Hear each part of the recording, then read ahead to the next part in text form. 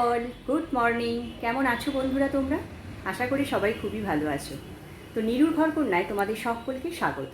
আর কি গরম পড়েছে দেখেছো? মানে ফ্যানটা বন্ধ করে দিলে জীবন মনে হচ্ছে একদম অস্থির হয়ে যাচ্ছে। আর আমার অবস্থা দেখো, চুল কোথায় তুলে দিয়েছি। এরমভাবে না তুলে রাখলে না থাকতেও পারছি না, কারণ এখন তো রান্না করব, মানে ঘাড়ের কাছে যে চুলটা থাকে পুরো ভিজে যাচ্ছে। তো আজকে মানে যেহেতু গরমটা আজকে নয় কদিনই একটু গরমটা যেহেতু পড়েছে বলে আমি একটু সকালের দিকে রান্নাটা করে নিচ্ছি। তো এখন আমি গ্যাসের মধ্যে বসিয়ে দিয়েছি একদিকে ভাত আর একদিকে ডাল। ডালটা ওই আম দিয়ে যে টকের ডাল হয় ওইটা বানাবো। গরমে এটা আমার একদম পছন্দের খাবার। তো যাই হোক, তারপরে কি রান্না করছি চলো তোমাদের সঙ্গে শেয়ার করব। আর সকাল সকাল দেখলে ঘরে যত জানলা ছিল সব পর্দা সরিয়ে জানলা খুলে দিলাম। মানে এই একদম 1.5 ঘন্টায় খোলা রাখবো, কারণ এত গরম বেশিক্ষণ তো দরজা জানলা খুলেও রাখা যাবে না। তো 10টা বাজলে আবার সব বন্ধ করে দেবো, দিয়ে পর্দাগুলো টেনে দেবো। আর এখন বাজছে 8টা। তো চলো আজকের দিনটা শুরু করা যাক।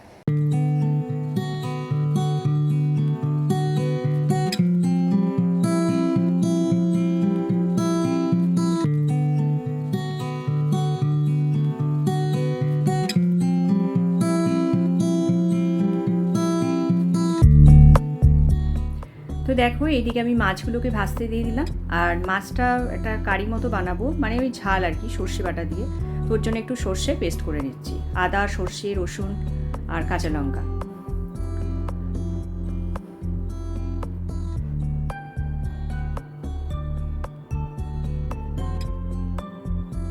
পুরো জামা ভিজে গেছে। তো এইদিকে দেখো মাছের ঝালটা হয়েই গেল। আর আমার অবস্থা দেখলে, মানে সকালবেলা একটা জামা চেঞ্জ করেছি, আর এর মধ্যেই দেখলে একটা রান্না নামালাম, তার মধ্যেই জামাটা পুরো একদম ভিজে গেছে। তো দেখো এদিকে মাছের ঝালটা হয়ে গেল, একটা আলু দিয়েছি খেতে ভালো লাগবে বলে, আর এই যে আম দিয়ে টকের ডাল। আর কতগুলো পটল পড়েছিল, তা পটলের এমনি আলু দিয়ে বলো যে কোনো পটলের রেসিপি না খুব একটা আমার নিজেরও ভালো লাগে না, আমার মেয়েরও ভালো লাগে না। তো সেই কারণেই পটলগুলোকে একটু সর্ষে বাটা আর একটু পোস্ত বাটা দিয়ে একটা কারির মতো বানাবো। এটা এর আগেও বানিয়েছি, খেতে খুব ভালোই হয়। তো ওইটাই ভাবছি বানিয়ে নিই, সামনের পাতে খাওয়া হয়ে যাবে। তো দেখো যত তাড়াতাড়ি সম্ভব রান্নাগুলো করে একদম রান্নাঘর থেকে বেরোতে পারলেই একদম নিস্তার, তাই চটজলদি রান্নাগুলো করছি। আর এইটা বানাচ্ছি মুসুর ডালের পকোড়া। এটা খেতে না আমার খুব ভালো লাগে, মানে গরম করছে কিন্তু রান্না শেষ করতে পারছি না। তো যাই হোক, এটা আমি একটু পেঁয়াজ দিয়ে ভাজবো, এর মধ্যে একটু নুন, চাট মশলা আর একটু গোলমরিচের গুঁড়ো দিয়েছি।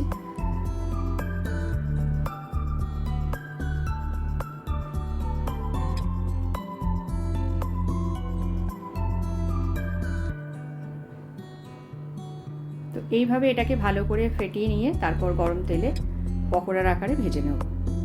এটা খুব মুচমুচে হয় আর খেতেও খুব ভালো হয়। তো এটা হলেই দেখো আমার রান্না মোটামুটি ডান। তো এখন যাব স্নান করতে। স্নান করে এসে এগুলো করলাম না, একটাই রিজন, মানে স্নান করে এসে আবার যেই জামাটা পরবো সেটা পুরো ভিজে যাবে। সেজন্য আমি ভাবলাম এগুলোকে ভেজে নিই, আর খাবার সময় মাইক্রোওয়েভে একটু গরম করে নেব।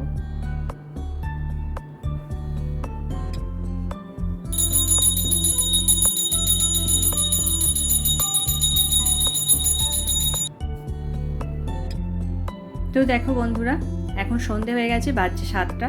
তো আমার চা খাওয়াও হয়ে গেছে, আর কতগুলো কাপড় জামা ছিল, তো সেগুলো এখন একটু আয়রন করে নিচ্ছি। এই ব্লাউজগুলো ওই ফ্রেন্ডের ছেলের পৈতের সময় সব বেরিয়েছিল, মানে শাড়িগুলোকে সব লন্ড্রিতে দিয়ে দিয়েছি, আর ব্লাউজগুলো আমি বাড়িতেই একটু ওয়াশ করে নিয়েছি, আর তারপর ইস্ত্রি করছি। তো এইগুলো হয়ে গেলে একটু নিচে যাব হাঁটাহাঁটি করতে, মানে এই সোসাইটির চারপাশে একটু হেঁটে আসবো। জানি প্রচণ্ড গরম, তো একটু ভাবলাম হেঁটেই আসি আজকে, তারপর এসে ডিনারের প্রিপারেশন হবে। তো দেখো আমার অবস্থা দেখো, হাঁটতে তো বেরিয়েছি কিন্তু আমাকে আর চেনা যাচ্ছে না, মনে হচ্ছে এক বালতি জল গায়ের মধ্যে ঢেলে আমি হাঁটাহাঁটি করছি।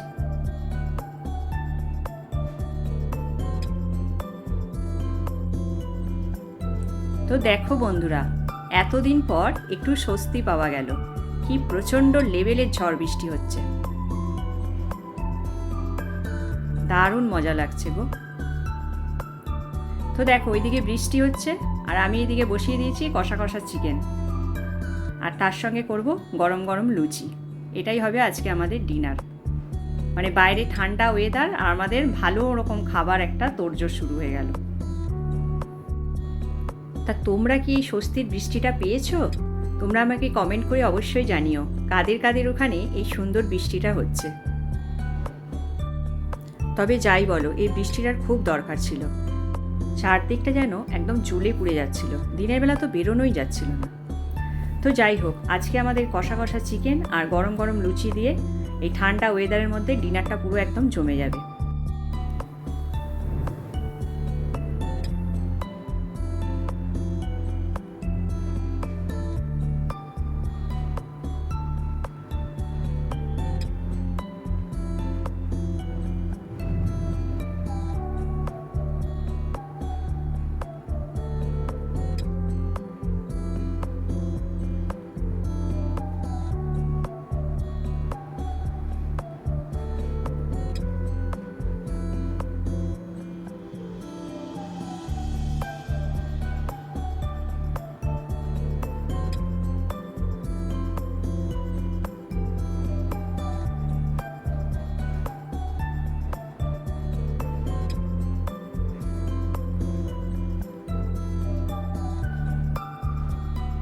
তো দেখো, আমার গরম গরম লুচি আর চিকেন তো আগেই করে নিয়েছি, আর আছে রসগোল্লা।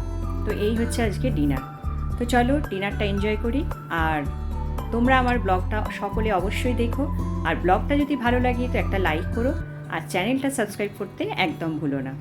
তো দেখা হচ্ছে আবার নেক্সট ভিডিওতে।